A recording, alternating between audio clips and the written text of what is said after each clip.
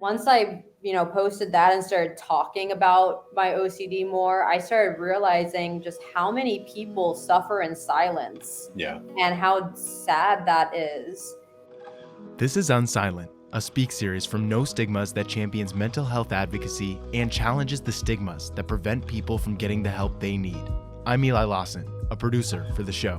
This week, NoStigmas founder Jacob Moore will have a conversation with Jaimi, a dancer, actor, and upcoming filmmaker. We'll hear about Jaimi's early battles with intrusive OCD thoughts, how it was difficult for her to speak out, and how it almost ended up costing Jaimi her life. But we'll also learn the importance of sharing your story and the incredible effect acceptance can have on reshaping your life. Thank you for being here. If you want to learn more or contact us, visit nostigmas.org. Don't face it alone. Be unsilent.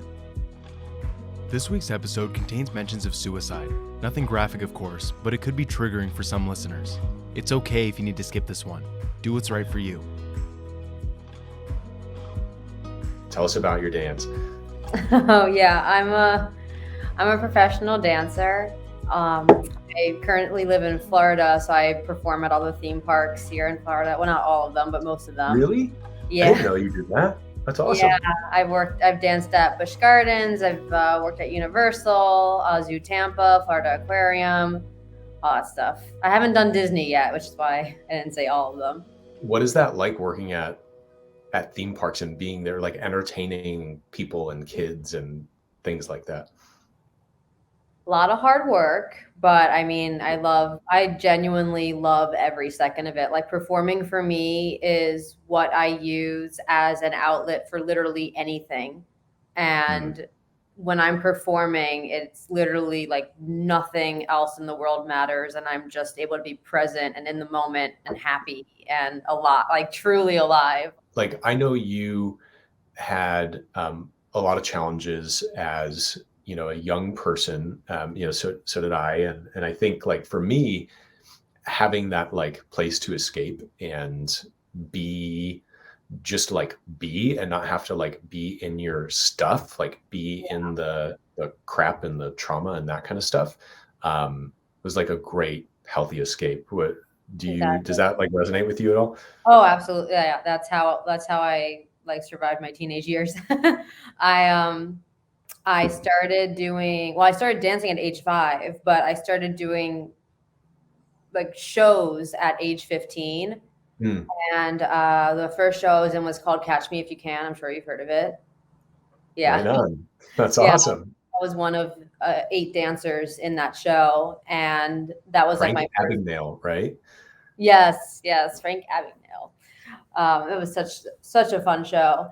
And that was kind of like my first taste of, like, because I would go to school and then I would come home just to get ready for the show and then do the show. And that was like my first taste of how just performing in front of a live audience, because we had sold out crowds every night, and entertaining and making people happy, but then also making myself happy and spreading my passion onto others. Yeah. And just the feeling of truly being invincible. That was like my first taste of it. Because for me, performing, I can just focus on that and focus on, the audience, focus on my other castmates, focus on the atmosphere, the lights, the moves, and everything. And it provides such an amazing outlet for me. And it's really hard for me to stay in the present moment because I'm constantly like, my brain's constantly go, go, go, go, go, go, go.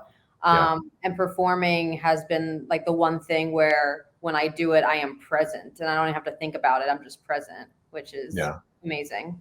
Can you talk a little bit about what your experiences were? Because this is like simultaneously as you're like being dancing and performing and like becoming a professional dancer, you're also dealing with some like pretty heavy stuff.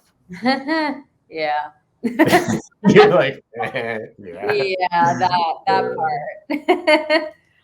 Yeah. I've been through a lot in my 22 years on this earth. Yeah. Let's see. Ever since I could even like start like thinking, so age 4, is when my mom noticed that I had very bad obsessive compulsive tendencies. Mm. And even like for some of the first memories that I remember, it started like I would be in stores, and again, I was like 4 or 5 years old, and my mom said I could get a toy, and I couldn't decide which toy to get, and the decision between toy A or toy B was so detrimental to me that I just broke. I mean, I broke down. I say broke down like you would think I was getting like I don't even have an analogy for it, but it got to the point where like I would just actually I was like 5 and I would just like want to die because I could not think. Whoa. I could not decide which toy to get. So I mean, I grew up with just bizarre thoughts, and I just remember I would just start crying because I didn't understand why I was thinking this way, and I couldn't rationalize my thoughts, and I didn't want to think these thoughts, and I didn't understand why I was thinking these thoughts and why I couldn't get rid of these thoughts. And it was getting so bad to where I was having such bad breakdowns at school that my mom actually thought I was getting bullied, because I did not want to leave her because she was my safety blanket. And then when I told her that I wasn't getting bullied, well, externally I wasn't getting bullied. She was then realizing how severe it was, because it was just to the point where I really could not even. I mean, I was just so miserable, and I actually became, and I don't say this lightly, I genuinely became suicidal at age 10.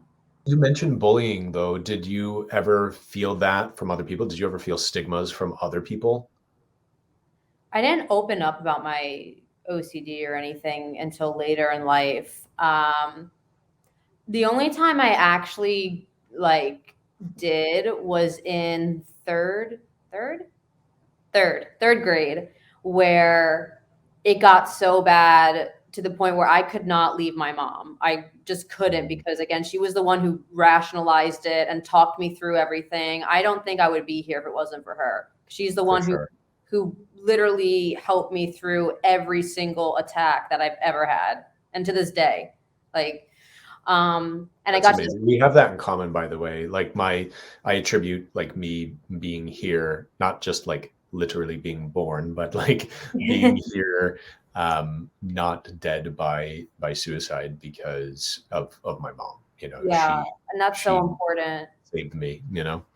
Yeah, and that's what I realized too about ever since I've opened up about it, is that a lot of people don't have that. And gosh, my heart goes out to anyone who doesn't have that support system. Middle school is when I would actually I would go through my classes. I was in a gifted program, so I was mixed in with 6th, 7th, and 8th graders and everything. And I would go into the bathroom for 20 minutes at a time, hysterically crying, breaking down, calling my mom from the bathrooms. And that was a daily thing.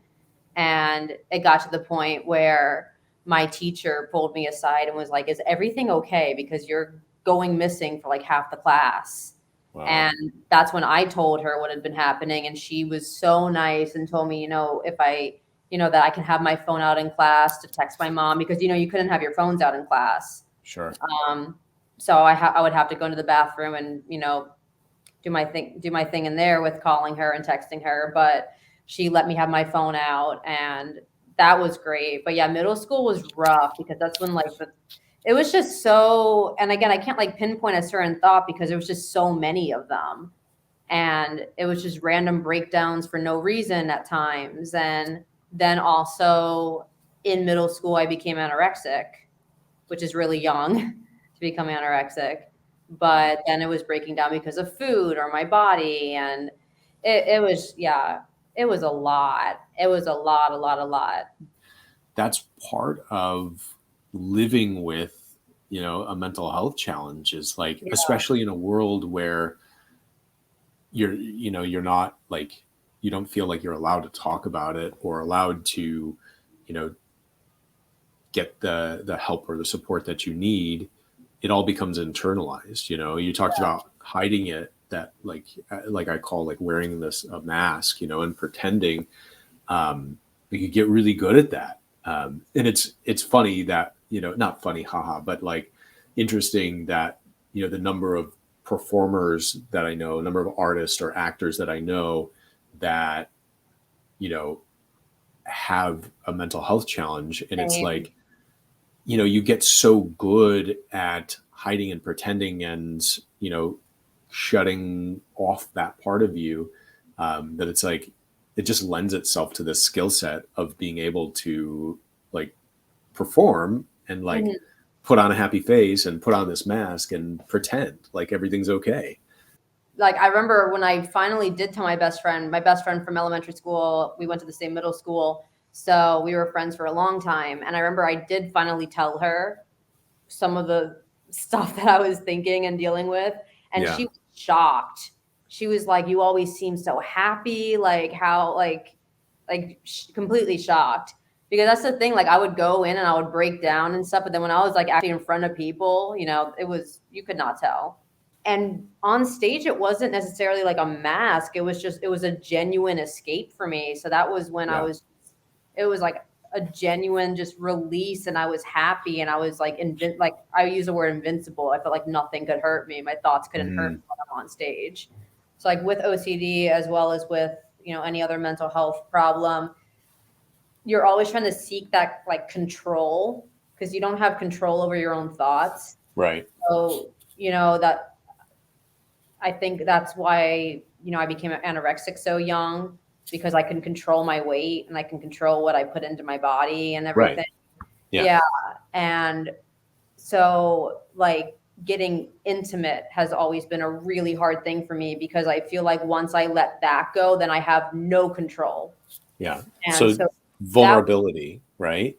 Yeah. So that was really hard. And it still can be really hard if I'm in a bad place mentally. I cannot do anything like that, because then I just feel like I lose all control.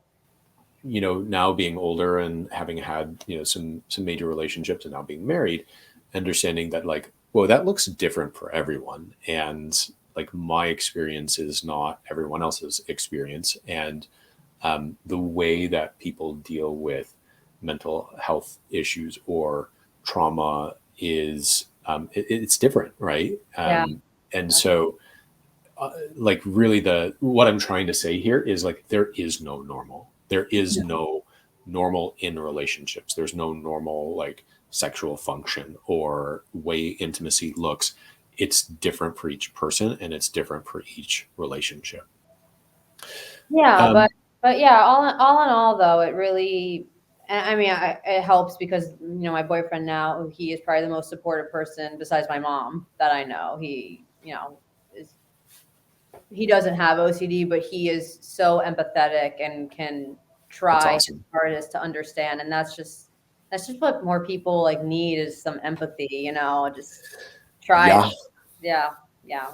Well, and I think that's what being an ally and being, a mental health advocate is all about, right? Is like sharing stories, but also like being an example to people of like how to do that and how to be that. Like you don't have to have gone through OCD to be able to like put yourself in a place of like maybe not fully understanding, but just like empathy of what someone else has experienced. And just I think having someone like believe you and validate what your experience is huge. So I want to know, like, what was that turning point for you? So let's see, what age was I? 17. So I was already now starting to like, I was performing, shows and everything, and honestly loving that. And at the time I was in a relationship, and I mean, everything was, everything again, externally looked great for me. But when I wasn't performing, I was so bad mentally. I would get, my relief for 2 to 3 hours a night. And then it was just like the rest was hell. And it was just, when I say hell, it was a mixture of that anorexia. Then it was a mixture of the relationship I was in, that with that intimacy and not knowing what was wrong with me with that. And then a mixture of all these obsessive thoughts of whatever they might have been at the time. I don't remember all of them now, but there was a lot. And Sure. I just like basically lost it. And then I just like, at age 18, right after my birthday, I actually tried to take my own life. And that was, after that, like a month after that, I would say was my aha moment. Because obviously I did not succeed, and I'm happy about that. But I saw, firsthand what it did to everyone that I knew and everyone that I loved, especially like my mom, my dad. My dad never gets emotional, and to see him get emotional like that was a lot. And then just knowing what it did to the rest of my family, to my friends really didn't know. A couple of my friends did, and then when they found out, seeing what it did to them and everything, and that was the aha moment there, where I was like, okay, I'm never doing this again. I'm never going to try to do this again, because this is not the answer. Clearly, it's not. If you or someone you know is experiencing a crisis, please call the National Suicide Prevention Lifeline at 1-800-273-8255 or visit suicidepreventionlifeline.org for support via live chat. If you or someone you know is in immediate danger, please call 911. Other resources are linked in the show notes. As tempting as it is to go back in time and get rid of that part of my brain, Right. I can't do that.